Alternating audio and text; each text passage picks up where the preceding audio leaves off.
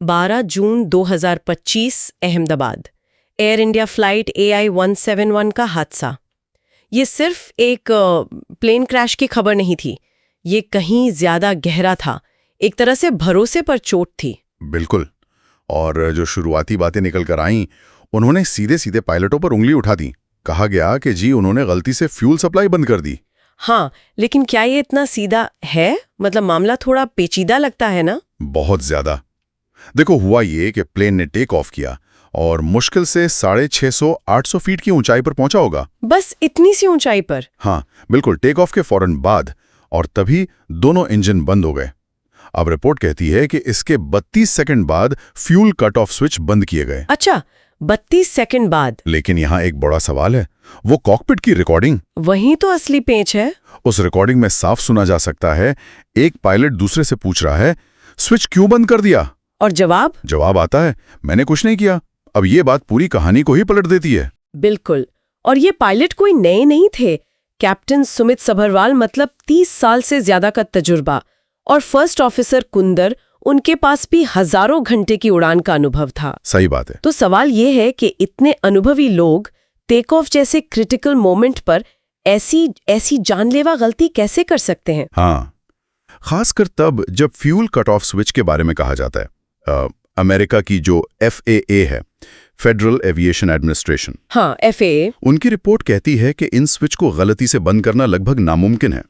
ये डिजाइन ही ऐसे होते हैं कि आपको जानबूझकर ही इन्हें ऑपरेट करना पड़ता है। बिल्कुल सही। और कुछ और चीजें हैं जो इस शक को और गहरा करती हैं। पहली बात, ये दोनों स्विच एक साथ बंद नहीं हुए। अच्छा। हाँ, कुछ सेकंड के फर्क पर बंद हुए और फिर ऑन भी हुए। ये किसी तकनीकी गड़बड़ी, किसी इलेक्ट्रिकल फॉल्ट जैसा ज्यादा लगता है, ना कि मानवीय भूल। तकनीकी गड़बड़ी। और आपने पहले बोइंग 787 के फ्यूल सिस्टम के बारे में भी कुछ बताया था। हाँ, वो FAA ने 2018 में, मतलब हादसे से सालों पहले, एक चेतावनी जारी की थी। इसी बोइंग 787 के फ्यूल सिस्टम और स्विच डिजाइन को लेकर चिंता जताई थी। तो क्या उस चेतावनी पर ध्यान नहीं दिया गया? ये तो बड़ा सवाल है। यही तो। और जो पायलटों की यूनियन है, अल्फा इंडिया, वो भी कह रही है कि ये जांच एक तरफा लग रही है। ऐसा लग रहा है जैसे पायलटों को बलि का बकरा बनाया जा रहा है। और एक और चीज थी जो मुझे अजीब लगी, वो इमरजेंसी लोकेटर ट्रांसमीटर, ELT। हाँ, ULT। वो डिवाइस जो क्रैश के बाद सिग्नल भेजता है लोकेशन बताने के लिए, वो काम ही नहीं किया। बिल्कुल।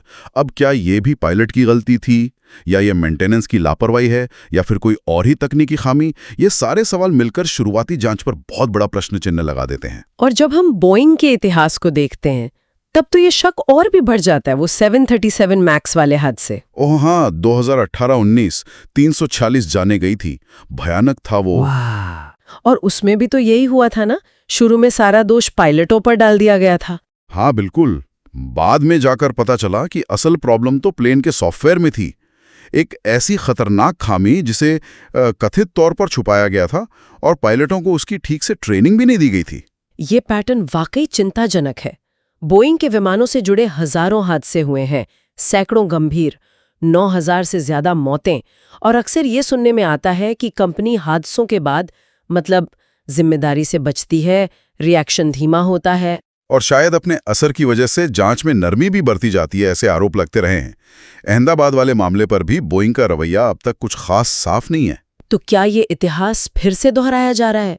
क्या ये 737 मैक्स जैसा ही एक और पैटर्न है कि पायलट पर दोष डालो और तकनीकी खामी, डिजाइन की प्रॉब्लम या मेंटेनेंस के मुद्दों से ध्यान हटा दो? यही डर है।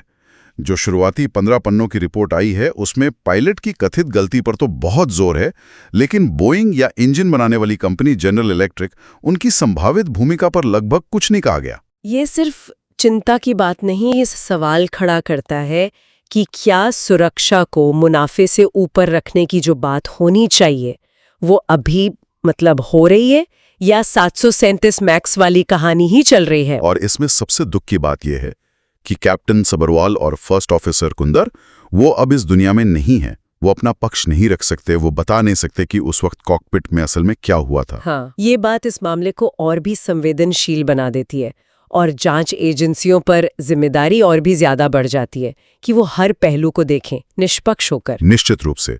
ये सिर्फ एक प्लेन क्रैश नहीं है, ये न्याय का सवाल है, पारदर्शिता का सवाल है और आने वाले वक्त में हवाई सफर कितना सुरक्षित होगा इसका सवाल है। अगर FAA की वो चेतावनियां, अगर उन पर ध्यान दिया गया होता या डिजाइन या रखरखाव की कोई कमी अगर उसे समय पर ठीक किया गया होता तो शायद ये हादसा टाला जा सकता था। तो क्या हम बस अगली त्रासदी का इंतजार कर रहे हैं बिना पूरी जवाबदेही तय किए? यही सबसे बड़ा और डराने वाला सवाल है। जरूरत है एक ऐसी जांच की जो निष्पक्ष हो, पारदर्शी हो और पूरी तरह से ईमानदार हो, ताकि सच सामने आए, जिम्मेदारी तय हो और हम भविष्य में ऐसे हादसों से बच सकें। वरना इतिहास खुद को दोहराता रहेगा। बिल्कुल। और सोचने वाली बात यह है, क्या ये सुरक्षा चेतावनियों को नजरअंदाज करना ये अब सिर्फ गलतियां नहीं रहीं, बल्कि एक सिस्टम का हिस्सा बन गया है, एक ऐसा पैटर्न जिसका पता हमें सिर्फ हादसों के बाद ही चलता है।